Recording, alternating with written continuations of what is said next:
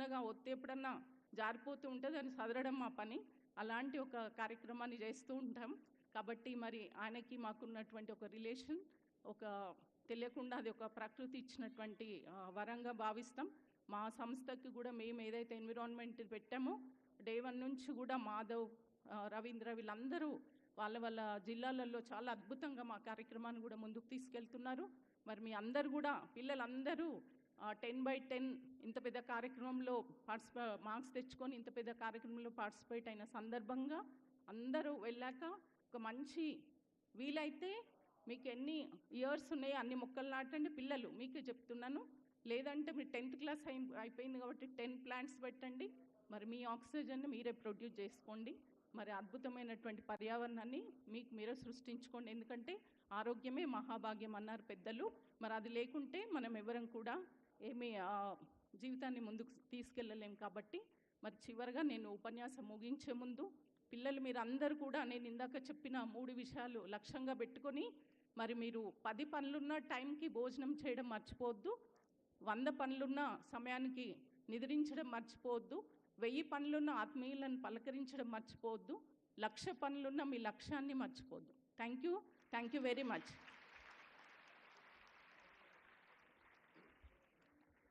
Thank you. Okay, Illareddy గారు summer క్యాంప్సే కాకుండా మధ్యలో దసరా హాలిడేస్ వచ్చినా కూడా, సంక్రాంతి హాలిడేస్ వచ్చినా కూడా వారి స్వగ్రామంలోనే పిల్లలకు ఒక ప్రత్యేక సాంస్కృతిక శిక్షణతో పాటుగా సంస్కారవంతమైన జీవితానికి అందించడానికి వారు ఎన్నో ప్రయత్నాలు చేస్తున్నారు. పిల్లల్లో ఎన్నో మోటివేషన్ క్లాసులు పెట్టించి ఆధ్యాత్మికంగా అన్ని రకాలుగా వారికి లీలా లక్ష్మారెడ్డి గారికి మరొకసారి ధన్యవాదాలు. ఇక్కడ ఇక మరికొద్ది క్షణాల్లో మనకు సీఎం గారు రాబోతున్నారు. చాలా సంవత్సరాల తర్వాత మేము 19 సంవత్సరాలు వివిధ కార్యక్రమాలు చేశాం. ఈ యొక్క అక్షర యజ్ఞం లోపల ఎన్నో కార్యక్రమాల్లో ఎప్పుడు కూడా మాకు ఈ అవకాశం రాలేదు. మరి మేము చేస్తున్నటువంటి ఈ కృషి కార్యక్రమాలను గమనించినటువంటి ఈ ప్రభుత్వం, ఈ ముఖ్యమంత్రి గారు ఈసారి మొదటిసారిగా మనతో మమేకం కావడానికి, ప్రభుత్వ పాఠశాలల పిల్లలతో మమేకం కావడానికి, ముఖాముఖిగా రాబోతున్నారు. ఆద్యంతం సీఎం గారు వచ్చినప్పటి నుంచి చివరి దాకా మనం సీఎం గారు వెళ్ళిపోయేదాకా, మన ప్రభుత్వం కాబట్టి, మన ముఖ్యమంత్రి కాబట్టి, మనం పెద్ద కాబట్టి, ఈ రాష్ట్రానికి పెద్ద కాబట్టి మనందరం కూడా వచ్చినప్పటి నుంచి చివరికి వెళ్ళిపోయేదాకా ఇక్కడికి వచ్చేసినటువంటి రాష్ట్ర నలుమూలల విద్యార్థులు కరతర ధ్వనులు ఆదిలాబాద్ నుంచి ఆలంపూర్ దాకా వినిపించాలి. మన అందరి చప్పట్ల ద్వారా గట్టి స్వాగతం పలకాలి, గట్టి వెల్కమ్ చేయాలి, గట్టి సెండింగ్ కూడా చేయాలి. అప్పటిదాకా కూడా మీ యొక్క కరతర ధ్వనుల మోతలు మోగుతూనే ఉండాలి. ఈ కార్యక్రమానికి రాష్ట్రంలో ఉన్నటువంటి ఎంతోమంది విద్యావేత్తలు వచ్చారు. ఉన్నత శాఖ నుంచి జేడీలు కూడా రావడం జరిగింది. అదేవిధంగా విద్యాశాఖ నుంచి మరి ముఖ్య కార్యదర్శి వాళ్ళు కూడా రావడం జరిగింది. పెద్దలు విద్యాశాఖకు సంబంధించినటువంటి అందరూ కూడా ఈ కార్యక్రమంలో భాగస్వాములు అవుతున్నారు. ఇది మహోన్నతమైన ఎప్పటికీ గుర్తుండిపోయేటటువంటి కార్యక్రమం. మొదటిసారిగా ఈ రాష్ట్రంలోనే మొదటిసారిగా ఒక ముఖ్యమంత్రి ప్రభుత్వ పిల్లలతోటి మమేకం కావడానికి ముఖాముఖి వస్తున్నారు. కాబట్టి పిల్లల్ని సన్మానించడానికి ఇక్కడికి వస్తున్నారు.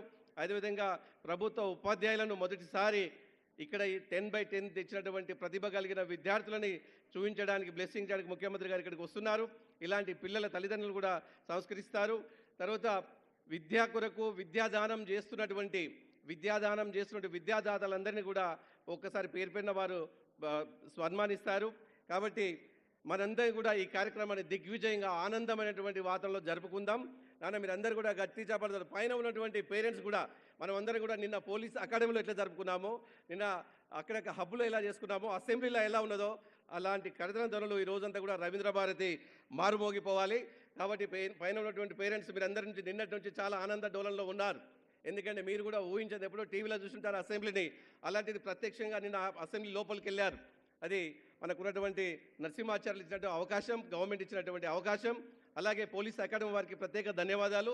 పిల్లల లోపల ఇప్పుడే విద్యార్థి దశలోనే ఒక లక్ష్యం ఉన్నటువంటిది ఏర్పాటు చేసుకోవాలని చెప్పి నిన్న పోలీస్ అకాడమీలో ఐపీఎస్ వాళ్ళతోటి, అక్కడ ట్రైనీ ఎస్ఐలతోటి, అక్కడ ఉన్నటువంటి మన ఎప్పటి నుంచో నిజాం కాలం కన్నా ముందునున్నటువంటి విపన్స్ తోటి పిల్లలకు అవగాహన కల్పించి రేపటి భవిష్యత్తులో మీరు ఒక మంచి అధికారి కావాలని నిన్న మాకు 2 గంటల సేపు పిల్లలతోటి మమేకమైనటువంటి పోలీస్ సిబ్బందికి ప్రత్యేక ధన్యవాదాలు తెలుపుకుంటున్నాం. అలాగే టీ హబ్ వాళ్ళు రేపటి తరానికి రేపు సాఫ్ట్వేర్ కాబట్టి మీరు 10/10 వచ్చినటువంటి మీరు ఏదైనా చేస్తారని చెప్పి శాస్త్రవేత్తలతో నిన్న కల్పించడం, కంప్యూటర్ హబ్బులు ప్రదర్శించడం, చూడడం ఇవన్నీ కూడా నిన్న జరిగినాయి. కాబట్టి అలాంటి వాతావరణంలో నిన్న ఎలా ఎంజాయ్ చేశామో ఈరోజు కూడా అలాంటి వాతావరణం క్రియేట్ చేసుకుందాం.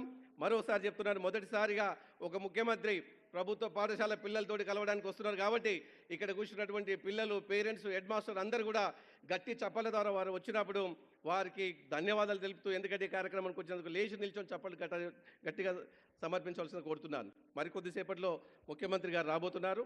మనమందరం కూడా ప్రత్యక్షంగా చూడబోతున్నాం. మొదటిసారి మళ్ళీ చెప్తున్నాను, ఫస్ట్ టైం వస్తున్నారు ముఖ్యమంత్రి కాబట్టి మంచి అభినందనతోటి స్వాగతిద్దాం.